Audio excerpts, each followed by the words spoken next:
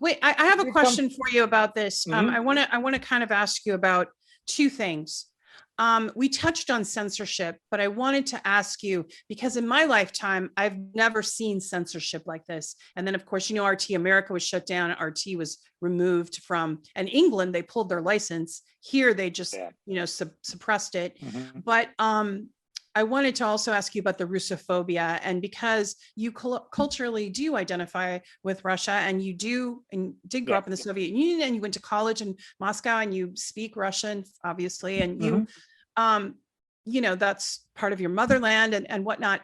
I guess as an American citizen, I am so ashamed at the bigotry and the xenophobia that I see.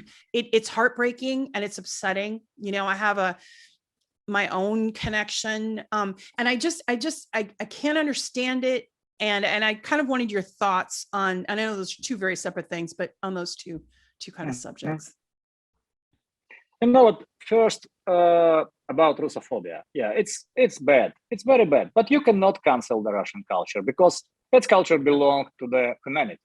And it's not all humanity. You're just canceling yourself out of Russian culture. It's okay. Yeah. Russian culture can survive that. So 1,000 there's years. a Russian ballet. Yeah, and there's 1,000 years. So we don't exist in even the 20% of this. So this is the first question. So you cancel you out of Russian literature. Okay. You don't know Chekhov. Good. You're not listening to Tchaikovsky. Okay. You don't see Russian ballet. Good. So you're not flying space in Russian spaceship. Oh, you're flying because you need it.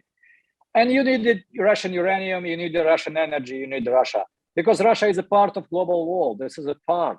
But you know, you turn in Russia to the China hands. This is their biggest fear. Because China is a real threat.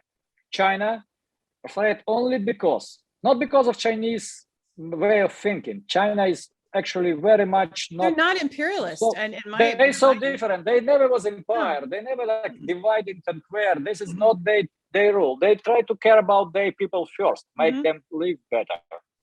Yeah. So, but economically, we on a collision course with China. We build them, we finance them, we build all that plants in China because producing of shoes is much more less expensive in China than in the United States. Now we're gonna pay for that because we don't have even toilet paper or the medicine or the iPhones or and baby others. formula, baby formula. We cannot cancel the China because this, you know, you cancel all your Amazon deliveries. Oh, you're not gonna survive that. So world is global, and Russia playing an important part in this, and they understand it. So our government do everything wrong, promoting this conflict. You know, Henry Kissinger. I'm not a big fan. I actually opposite. I think he is can be qualified as a big neocon, big hawk, very moral person who like, but even Kissinger saying you need to stop it because you're pushing Russia in the China hand. It's wrong. You know, this is a strategy, like, you know, free power strategy. And, you know, the Kissinger was inventing this strategy in the diplomacy. You need a third power to resolve the issue with a two. And if there's a third, you can roll this triangle. But you know who is the best student of this theory? Sergei Lavrov, Minister of Foreign Affairs of Russia. They using this. They using China, uniting with China against, and they both together. They don't need the formal union. They don't need kind of NATO. They said we're gonna protect each other. We're not union, but we. Yeah, and I like him. He the other day he made some comment. He kind of trolled America. He's really funny. He's got a good sense of humor, and he have a very good sense of humor. He makes good points, and I think everybody heard what he was saying. But he also play good guitar. You know, he's playing good guitar. And, yes. Okay. That's good. He has a deep voice. He has a good voice. Yeah. Yeah. So as far as your films, like we're running low as far as time to hit both trailers. Which one do you want us to put up as far as so people could see a trailer towards the end? I know that better Kazakh because for Ukrainian film, you need to read the subtitles, and this is very much visual. Okay. And you go now YouTube channel, you go Amazon, you Google my name, and you see all my films. This is Yeah, This is and you how know, it's for the audience that's listening, we have Igor's all his information and links to his film and his film production company underneath. And then hey, Reef, do we have any comments or questions for Igor right now? I would love to. Okay. Mhm. We have one from Jera Brown that was asking what Igor thought how the Ukrainian war would end. And will very good Putin question. leave Western Ukraine as a puppet state, which will never join NATO as a buffer? They addended to that. Okay. So my vision of how Ukrainian war gonna end, Yes. that will be some kind of table. And on this table will be like laying down peace agreement.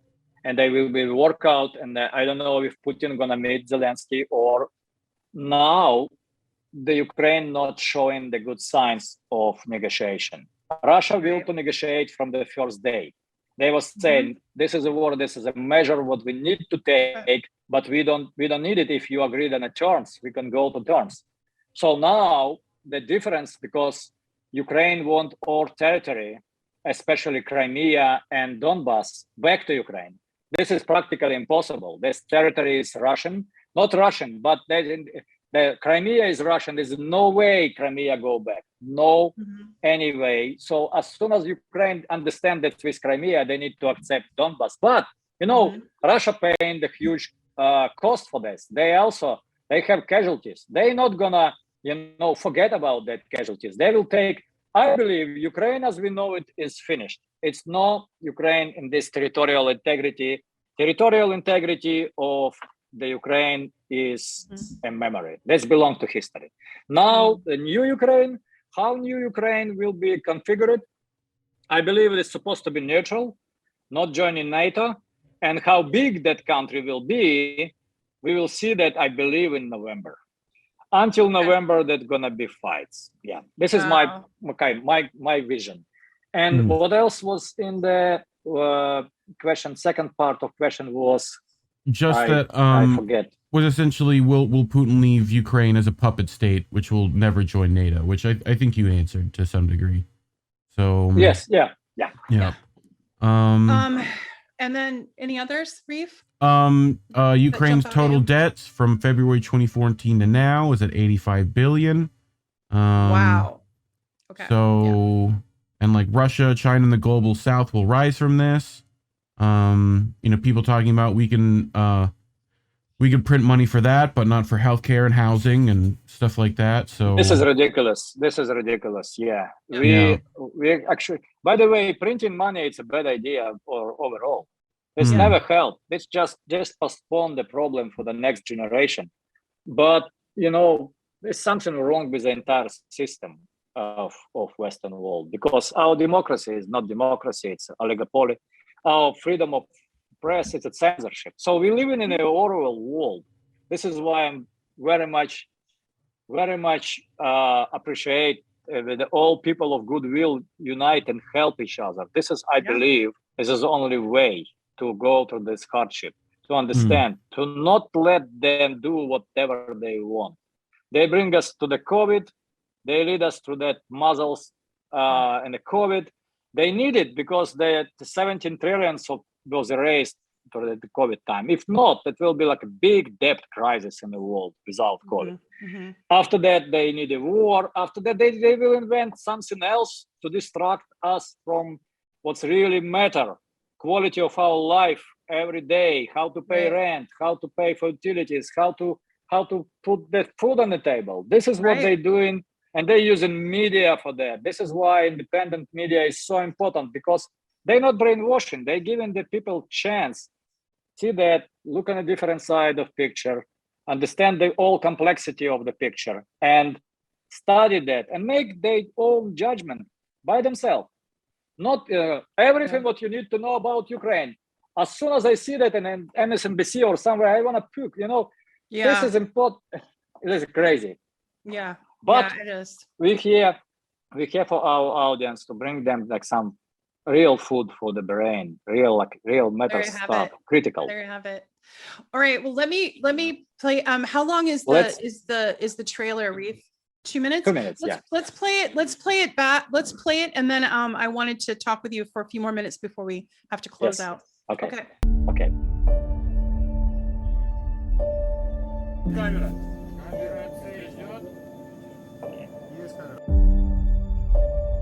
Mr. Stone, Mr. President, I'm Oliver Nice to meet you. Stone. Nice to meet you. welcome to Kazakhstan. Я рад, что я с вами знакомлюсь сегодня. Американец, которого я уважаю. Mr. Director. Я Игорь Лопатонок, режиссер. Рад познакомиться. He was born in 1940, the worst of the war. It was horrible. Я всегда вспоминаю, с чего я начинал.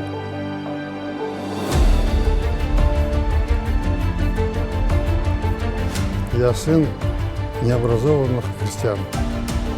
How does Yeltsin talk to him about Gorbachev? Ельцин говорил, я буду сидеть на твоем месте. Я видел пик их противостояния. Я прекращаю свою деятельность на посту президента СССР. Вы хотите узнать анатомию развала? 456 взрывов было сделано и около 70 в атмосфере. Nice to meet you. Я родилась в семье рабочего металлургического завода. In 91, Soviet Union falls apart. So what do people do? Выживали. У всех тогда на устах была демократия. Здесь была чистая степь всего 16 лет назад. Теперь стоит город. Когда я собирался строить этот город, много ночей не спал. You have the three great powers in the world right now: the United States, Russia, and China. Мы стоим в центре материка, и здесь есть интересы всех. Я сижу с лидером этого народа. There's a mystical aspect to this golden man. Мы потомки саков и гунов, и наша родословная идет оттуда.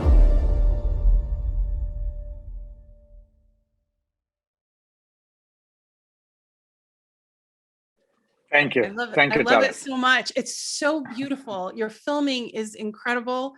And, I mean, it's not just your connection to Oliver Stone, who's amazingly one of the best filmmakers of our time, right? And I even have Yes. his memoir actually, that I've Yeah. just been reading. And but I'm telling This you, is a great book. Yeah. yeah, it is a great book, his memoir is. But that was really beautiful. You did a great job Thank you. with the drone shots and the Thank you, Tara. Thank you. that must have been hard work. I bring a little bit of metaphorical vision to documentarian, hard political documentaries. You need to entertain audience somehow. Yeah. And it's such a beautiful country, such a lot of it's a motherland of all horses in the world. Mhm. Horses originated from there. They domesticate horses first. They also Yes. eat them. Wild horses. Mhm. Yes, Yes, but I know. they They eat eat them. them. I know. And they eat horses. But You they know, have Tara, but but- their relationship is all around the horse. It's like it's so I don't Yes, know. yes.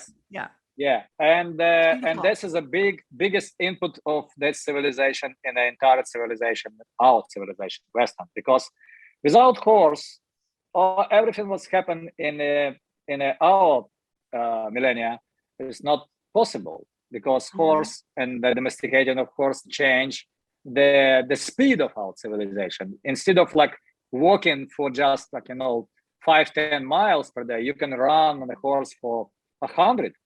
Mhm. And they was so beautifully nomadically run, and they was very spiritual as well. I believe the history of our civilization missing, because we all come from the nursery of ancient Greeks. We all come from the Rome, and if you visit in the Washington DC, you can see that Rome is still here. But we're not only Rome, we are also this part of the world who was before that. And to understand it properly Russia and China, and to understand what is happening, it's my fault. Do I still have you? To Okay. understanding all this in the right way, we need to understand what's happening now and how that was historically happening before.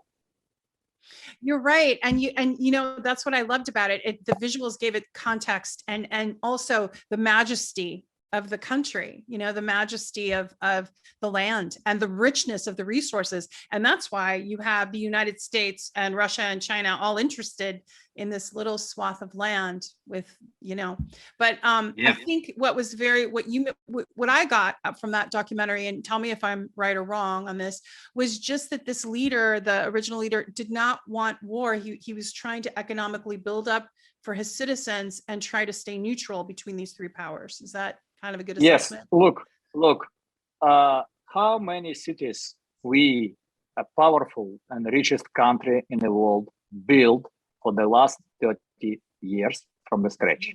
How many big cities with 1 million people living there we built? Zero. Right. Zero.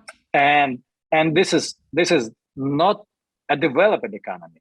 This is developing economy who built the capital. From the city was 200,000 live to city when 1 million, more than million live now. Yeah. Why? You're asking the oil and gas, but everybody has oil and gas. We also have oil and gas. How many cities we built? Zero. Right. Because they don't spend money on the weapons.